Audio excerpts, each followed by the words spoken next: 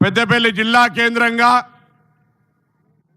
తెలంగాణ రాష్ట్రంలో ఉన్నటువంటి సంవత్సర కాలంగా రేవంత్ రెడ్డి గారి నాయకత్వంలో ఉన్న ఈ ప్రభుత్వం యువ వికాసం కింద తీసుకున్న అనేక కార్యక్రమాల్లో భాగంగా గ్రూప్ 4 కు సంబంధించినటువంటి 8,000 మంది చిల్లర ఉద్యోగస్తులకు నియామక పత్రాలు ఇవ్వడంతో పాటుగా గత సంవత్సర కాలంగా రాష్ట్ర వ్యాప్తంగా తీసుకున్నటువంటి 55,000 ఉద్యోగాల నియామకాలకు సంబంధించి లేదా తెలంగాణ ప్రభుత్వం తరఫున గత సంవత్సర కాలంగా ఉపాధి అవకాశాలను మెరుగుపరిచే కార్యక్రమాలను చెప్పడానికి తెలంగాణ ప్రజా పాలన వారోత్సవాల్లో భాగంగా పెద్దపల్లికి వచ్చేసినటువంటి గౌరవ ముఖ్యమంత్రి గారికి ఒక్కసారి గట్టిగా అందరూ చప్పట్లు కొట్టి స్వాగతం చేయాల్సిన సందర్భంగా కోరుతా ఉన్నాను.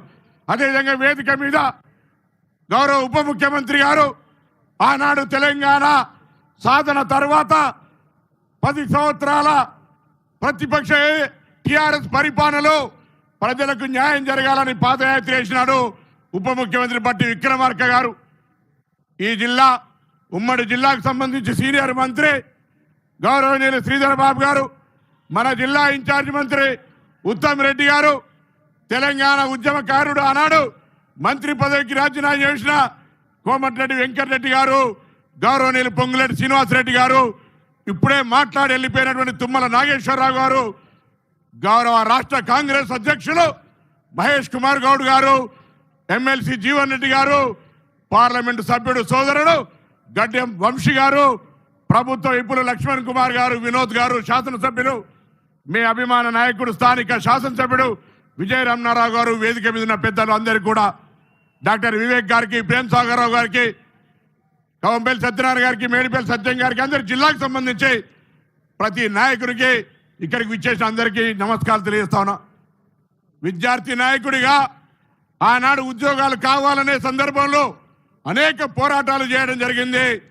తదుపరి కరీంనగర్ లోక్సభ ప్రజల ఆశీర్వచనంతో పార్లమెంటు సభ్యుడై తెలంగాణ సాధనకు సంబంధించి పోరాటం చేశాం. తెలంగాణ ఏర్పడ్డ 10 సంవత్సరాలు ఆ నిరుద్యోగ యువతకు న్యాయం జరగకపోతే అనేక సందర్భాల్లో యువతకు న్యాయం చేయాలని, యువకులకు న్యాయం జరగాలని అనేక వేదికలపై పోరాటం చేయడం జరిగింది. ఈరోజు మీ అందరి ఆకాంక్షల మేరకు నిన్నటికి 1 సంవత్సరం పూర్తయింది. ఫలితాలు వచ్చాయి. ఈ తెలంగాణ ప్రజా పాలన ప్రభుత్వంలో అనేకమైనటువంటి కార్యక్రమాలు, ముఖ్యంగా యువకులకు సంబంధించి నిరుద్యోగ సమస్య పరిష్కార దిశలో తీసుకొని పోయే సందర్భంలో ఈ సభ జరుగుతోంది. ఇక్కడికి వచ్చినటువంటి నా సోదరులు, రాజకీయంగా కాంగ్రెస్ పార్టీ కుటుంబ సభ్యులు లేదా ఈరోజు తెలంగాణ ప్రభుత్వంలో ప్రభుత్వ పనితీరును పనిచేసే ఉద్యోగస్తులందరూ ఒకటి గమనించాలి. తెలంగాణ ప్రజలకు ముఖ్యంగా ఆకాంక్ష, ఆత్మగౌరవం. గతంలో మన యొక్క అంశాలను చెప్పాలంటే కూడా నేతృత్వంగా అణిచివేసే పరిస్థితి ఉండే. కానీ ఈరోజు తెలంగాణ ప్రజల యొక్క ఆకాంక్షలకు, ఆత్మగౌరవానికి ప్రతీకగా ప్రజాపాలన మంచి ప్రజాస్వామికంగా కొనసాగుతూ ఉంది. ఈ పరిస్థితుల్లో గౌరవ ముఖ్యమంత్రి గారికి ఇంతకుముందు మా గౌరవ శాసనసభ్యుడు విప్పు గారు చెప్పినట్టుగా ధర్మపురి లక్ష్మీ నరసింహస్వామి టెంపుల్ మన వేములవాడకు వచ్చినారు. రాజరాజేశ్వర స్వామి ఆశీర్వచనం నిండుగా ఉండాలని కోరుకుంటా ఉన్నాం. ధర్మపురి లక్ష్మీ నరసింహస్వామి, కొండగట్టు అంజన్న, ఈ ప్రముఖమైనటువంటి దేవాలయాలు. కాళేశ్వరం గురించి నేను చెప్తే తప్పైతే శ్రీధర్ బాబు గారు చెప్తారు. ఈ 2 దేవాలయాలకు సంబంధించి దయచేసి సమానంగా వాటికి సంబంధించి చాలా పవర్ఫుల్. కొండగట్టు అంజన్న పాదయాత్రలు మీరు వచ్చినారు. ధర్మపురి లక్ష్మీ నరసింహస్వామి మా ఈ జిల్లా అందరు ఇలవేల్పు ఆ దేవాలయాల అభివృద్ధికి సంబంధించి. దాంతో పాటుగా సోదరుడు వంశీ గారు చెప్పినట్టుగా ఇక్కడ విమానం దిగితే బల్లార్ష దాకా అనేకమైనటువంటి ఫ్యాక్టరీలు, ఎక్కడ విమానం ఖాళీగా పోయే అవకాశం లేకుండా పూర్తి స్థాయిలో నిండే విధంగా గతంలో కేసరం సంబంధించిన ఒక ఎయిర్ ట్రిప్ ఉంది. దాన్ని కూడా భవిష్యత్తులో ఈ ప్రాంతం ఉత్తర తెలంగాణకు సంబంధించి వరంగల్ అదొక పారిశ్రామిక ప్రాంతం అయితే, ఈ మొత్తంగా పక్కన ఆదిలాబాద్, మంచిర్యాల సిమెంట్ ఫ్యాక్టరీలతో సహా ఈ ప్రాంతానికి అభివృద్ధి ఉండే విధంగా ఒక ఎయిర్పోర్ట్ ఇచ్చేటువంటి ఆలోచన రాష్ట్ర ప్రభుత్వం నుంచే కేంద్రం మీద ఒత్తిడి తెచ్చే దిశలో కొనసాగించాలని సందర్భంగా కోరుతూ ఈరోజు పెద్దపల్లి జిల్లా కేంద్రం వేణన్న గారు వచ్చినారు. సమయం ఎక్కువ తీసుకొని వాస్తవంగా, కానీ ఉమ్మడి జిల్లాకు సంబంధించిన మీటింగ్ కాబట్టి 1 నిమిషం ఎక్కువ తీసుకున్నా. దయచేసి అంజనా భావించకుండా మరొక్కసారి విజయరామరావు గారు 1500 కోట్లు దొబ్బిపోయిన అందరు ఈశపడుతున్నారు, పోయినాక దృష్టి తీసుకో, లేకపోతే ప్రాబ్లం అవుతుంది.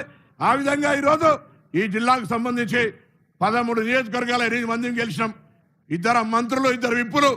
ఈ జిల్లాకు సంబంధించి గతం కంటే బరాబర్గా డెవలప్మెంట్ గౌరవ ముఖ్యమంత్రి గారు, ఉప ముఖ్యమంత్రి గారు, ఇన్ఛార్జి మంత్రి సహకారంతో కరీంనగర్ జిల్లా అన్ని రంగాల్లో అగ్రభాగాన నిలిపే బాధ్యత అందరం కలిసి మా అందరితోనే మాట మనం చేస్తూ మరొకసారి నమస్కారం చెప్తూ సెలవు తీసుకుంటా ఉన్నాను. ధన్యవాదాలు సార్.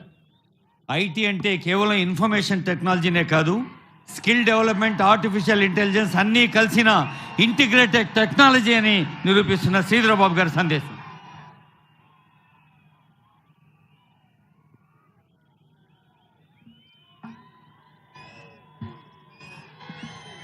అందరికీ నమస్కారం. సరిగ్గా సంవత్సరం అయింది